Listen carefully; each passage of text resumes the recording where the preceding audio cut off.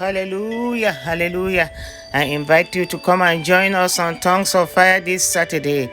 We are going to be meeting once more with my girls, amen, as we discuss the Word of God. This time we are going to be discussing how to speak the Word of God into your womb for conception.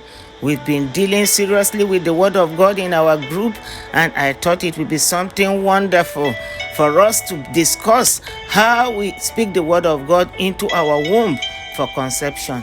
I invite you to come and join us, amen, and invite someone to join us as well as we discuss this together in the mighty name of Jesus.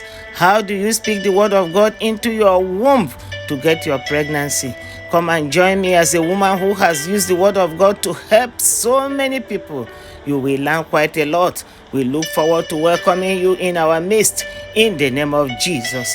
Hallelujah. You'll be so glad you did. Amen.